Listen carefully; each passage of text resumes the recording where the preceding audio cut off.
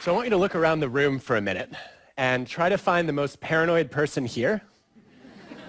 And then I want you to point at that person for me. Okay, don't actually do it. But as an organizational psychologist, I spend a lot of time in workplaces, and I find paranoia everywhere. Paranoia is caused by people that I call takers. Takers are self-serving in their interactions. It's all about what can you do for me. The opposite is a giver. It's somebody who approaches most interactions by asking, what can I do for you? And I wanted to give you a chance to think about your own style. We all have moments of giving and taking. Your style is just how you treat most of the people most of the time, your default. So I have a short test that you can take to figure out if you're more of a giver or a taker, and you can take it right now.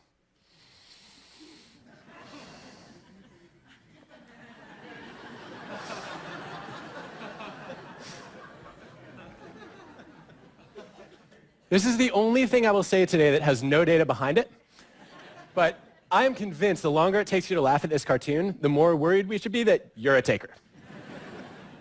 Of course, not all takers are narcissists. Some are just givers who got burned one too many times. And then there's another kind of taker that we won't be addressing today, and that's called a psychopath. I was curious, though, about how common these extremes are, and so I surveyed over 30,000 people across industries around the world's cultures. And I found that most people are right in the middle between giving and taking. They choose this third style called matching. If you're a matcher, you try to keep an even balance of give and take, quid pro quo. I'll do something for you if you do something for me. And that seems like a safe way to live your life. But is it the most effective and productive way to live your life? The answer to that question is a very definitive maybe. Now, I studied dozens of organizations, thousands of people. I had engineers measuring their productivity. I looked at medical students' grades, even salespeople's revenue. And unexpectedly, the worst performers in each of these jobs were the givers. The engineers who got the least work done were the ones who did more favors than they got back. They were so busy doing other people's jobs, they literally ran out of time and energy to get their own work completed. In medical school, the lowest grades belong to the students who agree most strongly with statements like, I love helping others, which suggests the doctor you ought to trust is the one who came to med school with no desire to help anybody. And then in sales, too, the lowest revenue accrued to the most generous salespeople. And I actually reached out to one of those salespeople who had a very high giver score, and I asked him, why do you suck at your job? I didn't ask it that way, but what's the cost of generosity in sales? And he said, well, I just care so deeply about my customers that I would never sell them one of our crappy products. So just out of curiosity, how many of you self-identify more as givers than takers or matchers? Raise your hands. Okay, would have been more before we talked about these data. But actually, it turns out there's a twist here, because givers are often sacrificing themselves, but they make their organizations better. We have a huge body of evidence, many, many studies, looking at the frequency of giving behavior that exists in a team or an organization. And the more often people are helping and sharing their knowledge and providing mentoring, the better organizations do on every metric we can measure. Higher profits, customer satisfaction, employee retention, even lower operating expenses. So givers spend a lot of time trying to help other people and improve the team, and then unfortunately they suffer along the way. And I want to talk about what it takes to build cultures where givers actually get to succeed. So I wondered then, if givers are the worst performers, who are the best performers? And let me start with the good news. It's not the takers. Takers tend to rise quickly but also fall quickly in most jobs. And they fall at the hands of matchers. If you're a matcher, you believe in an eye for an eye, a just world. And so when you meet a taker, you feel like it's your mission in life to just punish the hell out of that person. And that way justice gets served. Well, most people are matchers, and that means if you're a taker, it tends to catch up with you eventually. What goes around will come around. And so the logical conclusion is it must be the matchers who are the best performers. But they're not. In every job, in every organization I've ever studied, the best results belong to the givers again. So take a look at some data that I gathered from hundreds of salespeople tracking their revenue. What you can see is that the givers go to both extremes. They make up the majority of the people who bring in the lowest revenue, but also the highest revenue. And the same patterns were true for engineers' productivity and medical students' grades. Givers are overrepresented at the bottom and at the top of every success metric that I can track. Which raises the question, how do we create a world where more of these givers get to excel? And I want to talk about how to do that, not just in businesses, but also in nonprofits, schools, even governments. Are you ready? All right, I was going to do it anyway, but I appreciate the enthusiasm. The first thing that's really critical is to recognize that givers are your most valuable people, but if they're not careful, they burn out.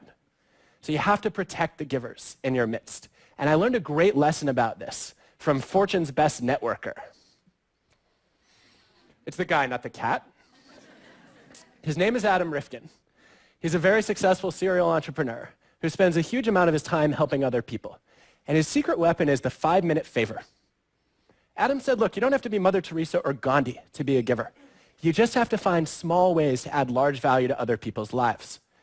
And that could be as simple as making an introduction between two people who could benefit from knowing each other. It could be sharing your knowledge or giving a little bit of feedback. Or it might be even something as basic as saying, you know, I'm going to try to figure out if I can recognize somebody whose work who has gone unnoticed. And those 5-minute favors are really critical to helping givers set boundaries and protect themselves. And the second thing that matters, if you want to build a culture where givers succeed, is you actually need a culture where help-seeking is the norm, where people ask a lot. This may hit a little too close to home for some of you. What you see with successful givers is they recognize that it's okay to be a receiver too. And if you run an organization, we can actually make this easier. We can make it easier for people to ask for help. A couple of colleagues and I studied hospitals, and we found that on certain floors, nurses did a lot of help seeking, and on other floors, they did very little of it.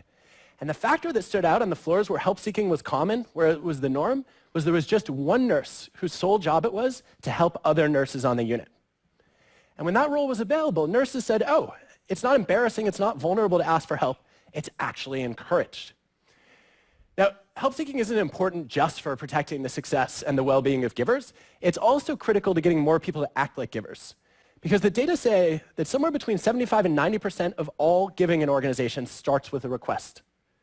But a lot of people don't ask. They don't want to look incompetent. They don't know where to turn. They don't want to burden others. And yet, if nobody ever asked for help, you have a lot of frustrated givers in your organization who would love to step up and contribute if they only knew who could benefit and how. But I think the most important thing, if you want to build a culture of successful givers, is to be thoughtful about who you let onto your team. I figured you want a culture of productive generosity, you should hire a bunch of givers. But I was surprised to discover, actually, that that was not right. That the negative impact of a taker on a culture is usually double to triple the positive impact of a giver. Think about it this way. One bad apple can spoil a barrel, but one good egg just does not make a dozen. I don't know what that means. But I hope you do. No, let even one taker into a team, and you will see that the givers will stop helping. They'll say, I'm surrounded by a bunch of snakes and sharks, why should I contribute?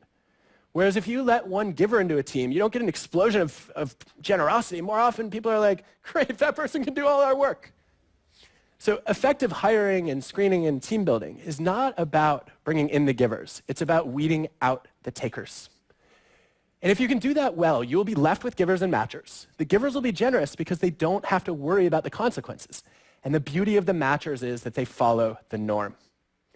So how do you catch a taker before it's too late? We're actually pretty bad at figuring out who's a taker, especially on first impressions.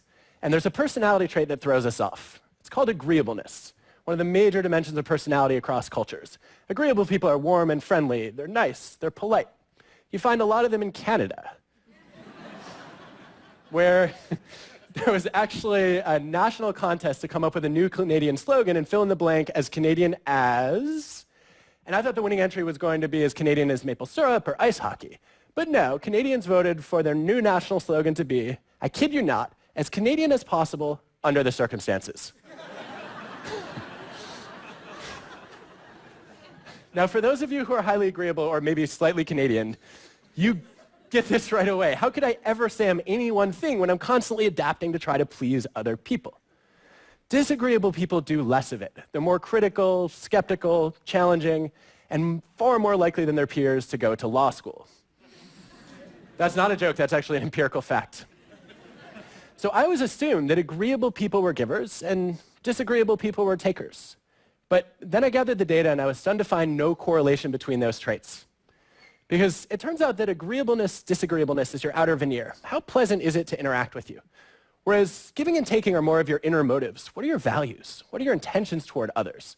So if you really want to judge people accurately, you have to get to the moment that every consultant in the room is waiting for and draw a 2x2.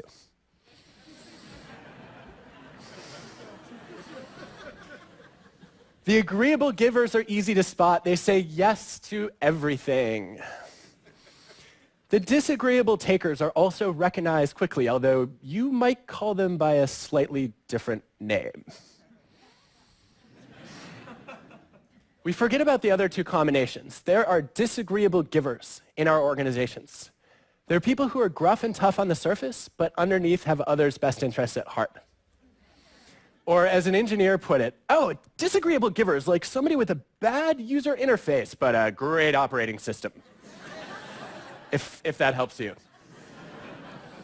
Disagreeable givers are the most undervalued people in our organizations because they're the ones who give the critical feedback that no one wants to hear, but everyone needs to hear.